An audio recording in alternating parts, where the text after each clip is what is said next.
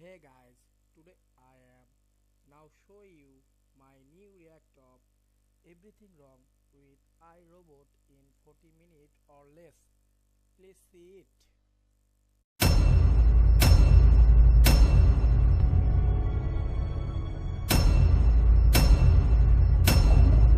Reading. Oh, lots of reading. And f***ing legalese reading at that. Honestly, all this robot law reading bullshit might as well just be production logos. That's how much attention I'm paying it. Also, all these laws seem to only revolve around bodily harm or death to humans and nothing else. Maybe Isaac Asimov watched The Purge and Futurama back to back. I'm not sure, but you'd think he'd put something else in there regarding ethics. God gave us humans 10 laws, and only one of them was don't hurt each other. Main character wakes up from a nightmare cliche, incorrectly eating pie. Also, it's alarming how easily this movie's opening few minutes of Will Smith doing shit could substitute for the opening few minutes of Will Smith doing shit in I Am Legend. Alarming, I tells you.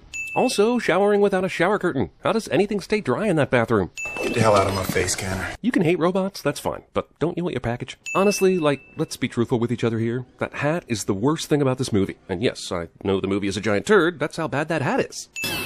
Excuse me, sir. Main character's disdain for robots absolutely hammered home by the 4-minute mark. If you've come for subtlety, aw, hell no. Also, if the robots have all the jobs, what's the unemployment rate like in 2035? Closing in on 50%? God damn it, young Shia LaBeouf dragged this movie into him, didn't he? Stop cussing, because you're not good at it. That's for sure, but still, he said, let me borrow your damn ass keys, which is more an assault on basic grammar than it is an assault on cussing. Actually, he barely even cussed. Whatever, I already hate this movie. Nice going, movie. At the beginning of Spooner's sneaky crawl, he's only at the second opening in the hallway, but as soon as Gigi says, "You talk to Marcy," he makes it all the way to the stairs, making Spooner the fastest stealth crawler in the world. Congratulations!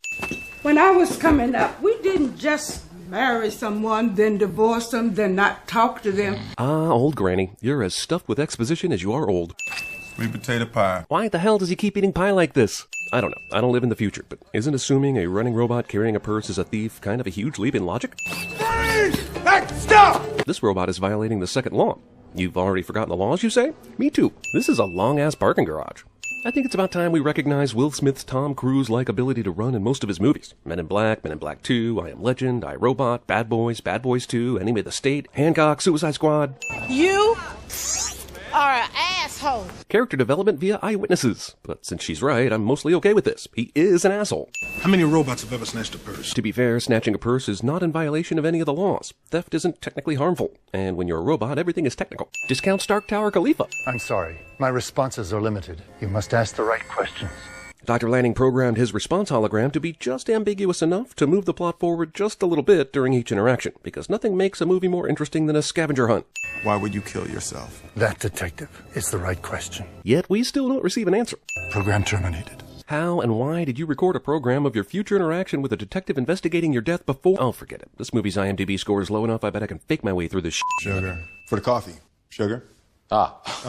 Oh, you thought I was calling you Sugar. Ladies and gentlemen, comedy. I don't know, maybe you simply would have banned the internet to keep the libraries open. You motherfuckers closed the libraries? Monsters! That's the most fucked up thing in this entire movie. Lawrence told me to accommodate you in any way possible. Really? Being pretty rapey. Little known fact, Tom Brady left girlfriend and baby mama Bridget Moynihan for Giselle because of how bad this movie turned out. True story. Danny Amendola told me.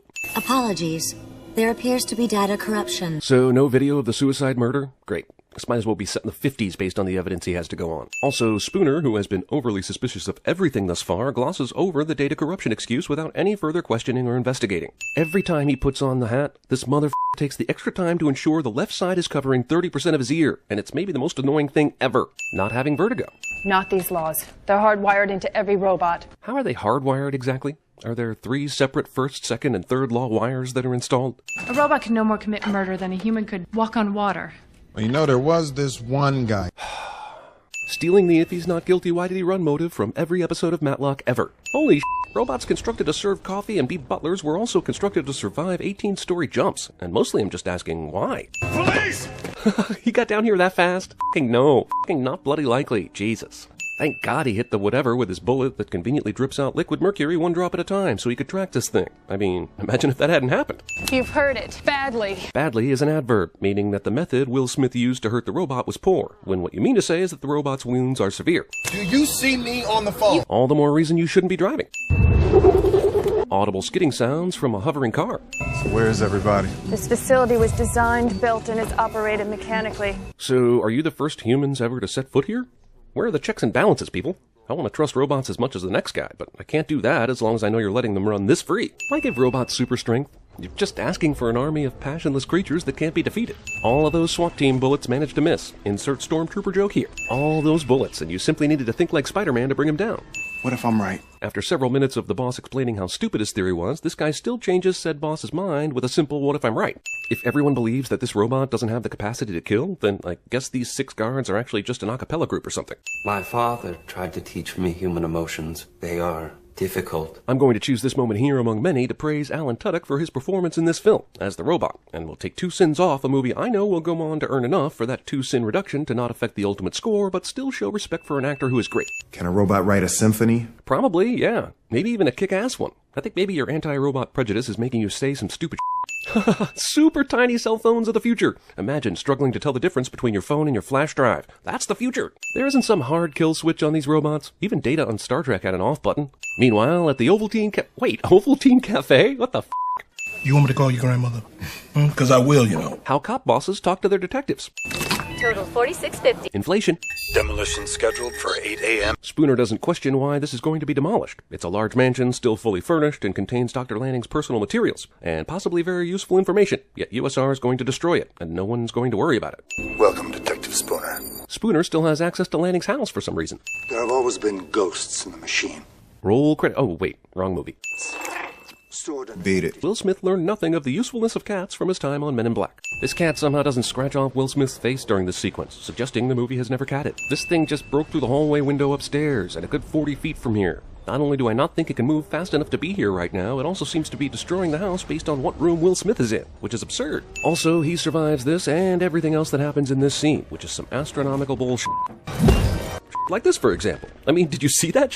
Even the cat is James Bond right now. Jesus. The English language has no words for how much this pissed me off. Therefore, I will resort to French. Also, most convenient moat pond ever. Also, this cat just went through all that shit and then got dunked underwater and still has not clawed out even a single one of Will Smith's eyes. Also, this cat was definitely covered in water for the sake of this scene, which, if you know cats, basically qualifies as animal torture. Whatever. As long as no horses were harmed in the making of this movie, I guess we don't care. How does he know where she lives? What happened to you? Calvin says this instead of, "Why are you at my house? We just met this morning and I don't like you." He postulated that every conversation between these two goes like this.